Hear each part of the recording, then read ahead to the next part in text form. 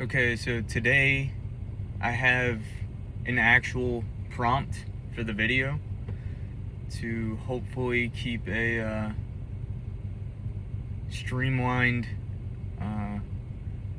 conversation going. So the prompt is, what is imagination for, if not for creation? And I think it is an important topic to look at, especially when you're involved in the metaphysical world, and maybe even you're trying to understand the actual biological aspects between the left brain and the right brain, not even getting into the idea of conscious impression onto the subconscious.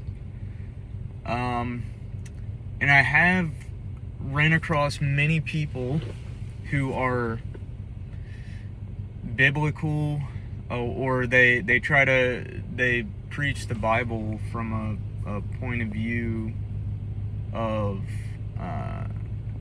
you really don't need to step out of bounds here if you're going to walk with God. This is not a religious video, but all of this stuff does tie into the essence of what God is, not tied to any particular religion, although certain religions have a way of stating things that I believe explain actually how reality works. And I think they all have good qualities that feed into the idea of how, or interpret the idea of how reality works in different ways.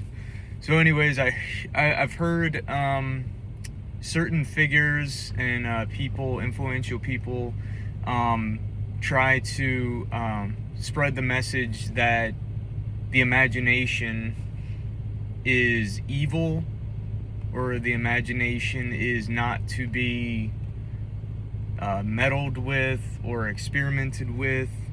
And in the last 3 years of my life, I've come to realize that is the opposite of the truth. And just over time, with understanding how the imagination works, what can it be used for? Why does it exist? I mean, and the idea that the 3D and the left brain laws of nature come before the imagination has completely taken the back seat in my mind. It's used for something. Once again, it's a tool, but for some reason, in just modern society for a very long time, in just human nature, I mean, we're trained and automatically we're being trained from day one to heed to the 3D, to the left brain, and say that is the final call. So you're actually cutting yourself off from anything good and or bad. But the deal between that is that you have to have both. If you're gonna have one, you got to have the other. Now, you can't just have a subconscious and not have a conscious mind. You need them to work in tandem together. The machine needs to be oiled and disciplined for you to use it constructively. So, sure, if imagination is serving only your limitations, as people like to preach and say is good and holy to not use your imagination, I mean, you're always using it anyways. It seems to proceed the conscious mind. It seems to be that is the beginning. That is the preset. Now I might be a little bit it could either sound very obvious or very I don't know, a little bit too free thought for some people. But I mean, something has to come before the 3D. I don't know what it is. I think it's after all the reading of the big New Thought names of the 20th century. It seems like I've sort of trained myself to realize that there is something that comes before the 3D, and that is why you should never heed to what you are sensing in the 3D. So I feel like the 3D is only there to be experienced based on what you have pre-established, or what's the word? Predetermination. I think I barely went into this in my my first video, but I fell way off track to continue explaining that. I heard the word predetermination when I was I would say like an age where typically people aren't worried about religion and heaven and hell and whatever, and I'm not saying I believe in any of that stuff, but or that's not, at least not what I'm preaching here. So I heard discussions of that among a guy that I think he was of some I think he might have been Pentecostal or something, and he was talking to another guy, and I worked with this guy, and he was very afraid that his 20s was going to determine his afterlife, and he was still paying the price of shit that he did 20 years prior. And you know, he would talk to this guy to get some like hope, and it's just like that is just the saddest way to live. But anyways, the point of the story is I overheard this conversation, and basically this guy was making the point, the Pentecostal individual was making the point that people are made to go to heaven or hell. You don't have a choice, and that's that. And that actually bugged me for a very long time, until I started experiencing a different way of being. I think the thing that kicked me off in this field of thought was meditation, and once again, that is another element that a lot of people like to say is evil, and it is not of God, and this and that. And it's like, so what is prayer? What is prayer?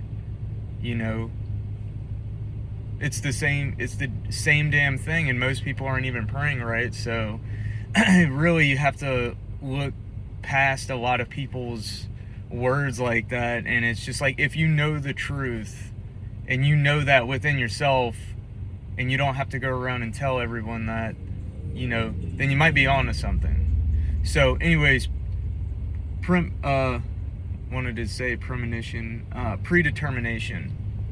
Predetermination means that as within, so without. As it is in heaven, your imagination, it will come to fruition in one way or another. So you are predetermined via your own imaginative faculty, which is why you absolutely should use your imagination and discipline yourself to use it in a constructive manner to keep yourself from sinning, which is to miss the mark. If you set your mark and what you are experiencing in your 3D is not of that, then that is a sin. However, that does not mean you need to bow down to the 3D at any point. This is why you develop your imagination, because that is where the real work is done. That is where you are predetermined. That is where you get to make the choice or the decision, and you have infinity chances there to, you have a stray thought from, we'll say, just the conscious mind, or whatever an intrusive thought is, wherever that might come from. And it's probably not coming from the topic. This would be a good content for another video. I've thought about this for quite a long time, but it's not coming from a topic that you have accepted as true, but I think it's coming from like a root cause of self-sabotage. I think that's all an intrusive thought is. And then sometimes people might, let the claws sink into that thing, thinking that they are like a victim of this thing, and then that is why that gets put on the printer. And that's absolutely not what anybody wants. And I'm not saying there's probably many places that self-sabotage can come from, but it is, I believe, a root cause of intrusive thoughts. But with all that aside, your imagination, even if you feel like you're being bombarded with outside, static, which is not real, none of it's real, and the thing that you are aiming towards in your imagination feels real, you've experienced it in here, and you continue to use these micro nanoseconds to reestablish an anchor in that thing in your imagination, that life, or that one small thing, whatever it is, that no big or small, it doesn't really matter. Everything's the same.